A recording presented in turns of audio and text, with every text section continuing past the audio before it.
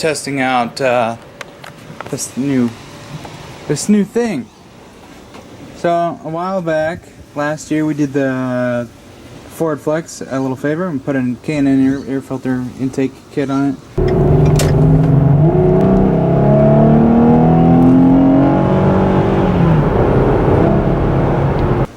So it left us with this. So with a little adapter from one of those sphincter, not that, oh, it's this, little sphincter tubes, I was able to make up the gap. So this was able to tighten down really good and seal up. I still have 3 spots I need to seal up, especially this is the big one right here. These two, a piece of cake. So this looks a little ghetto, and eventually, if this works out alright and doesn't kill the mileage and it doesn't cause too much of a restriction, I mean, it's a pretty big filter. It just filters a little bit better than that little bad boy right there.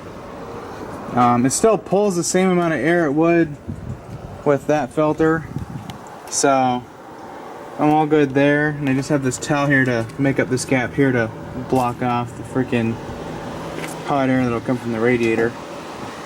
So I'm trying to get this to suck just cold air in. I know with the setup with the filter down there, or even my little thing I put over here, that I don't know if I showed you guys that, but it was kind of not working as far as restrictions go. But I mean, it just didn't look right, and it wasn't restrictive, it just didn't look right. But it was pulling all the fresh air from the grill, and now it's going to be pulling fresh air from this corner here, because that's where I got this tube going down to. So it's pulling cold air, and I've noticed a huge difference with it. It stays a little bit more lively throughout the day as I use it, not freaking, you know, in the morning it's like got all the power in the world, and then once it gets hot, you notice you've probably lost maybe 20 to 30 horsepower because of it being warm. So now, if this works out, I can, when I get an air filter, I'd be like, yeah, it needs an air filter for an 09 Flex. So, yeah, it's got some little things on it here, and it's got this resonator, so maybe it'll make it a little bit quieter. So this is just temporary, all this goodness here. What I'm hoping to do is actually just replace this whole tube here, this guy and this elbow, with a 4-inch piece when I upgrade the turbo.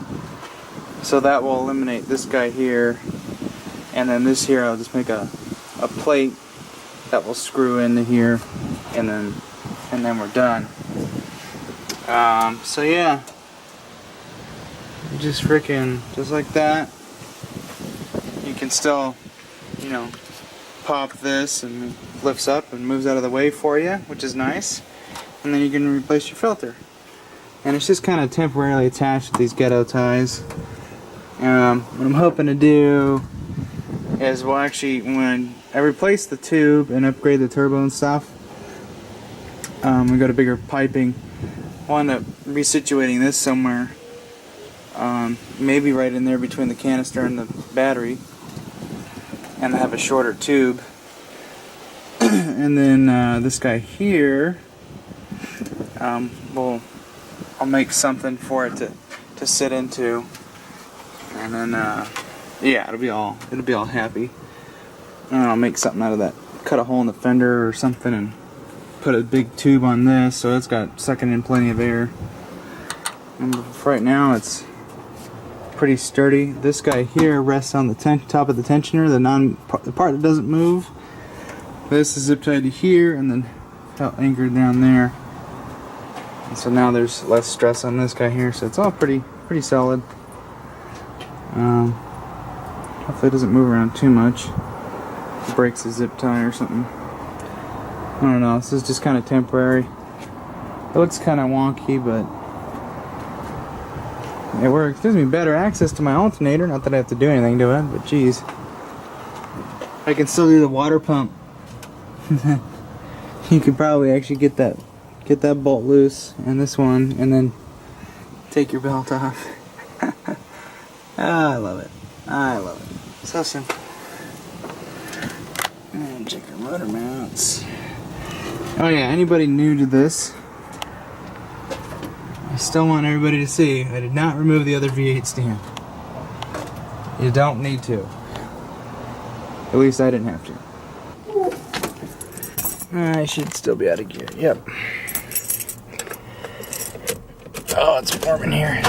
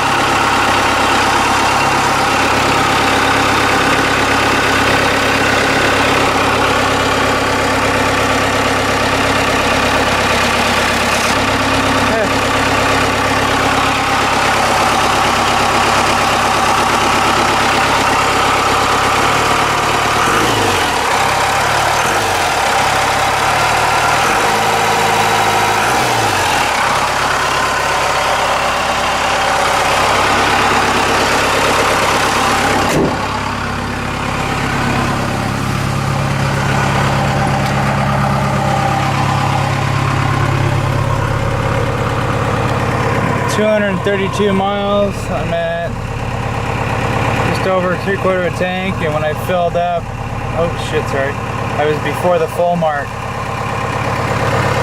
I didn't even fill it all the way.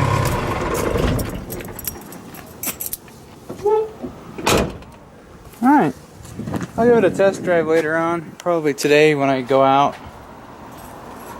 But other than that, I think she's good. She's got a nice, better air filter in there. Probably get a new one for that.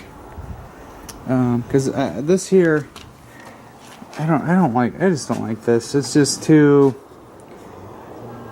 I don't mind it when these are like in a box, but when it's outside of the box and just sucking everything, you know, that's in the elements, it's not good for it. All the wind blowing around, freaking tosses it into here. Check out my filter box. Oh yeah, I got that for the flux. I think that's due soon. It's for a Malibu. My Mazda 3. I put my Mazda 3s back to stock because I try to sell it. I actually kind of like it that way.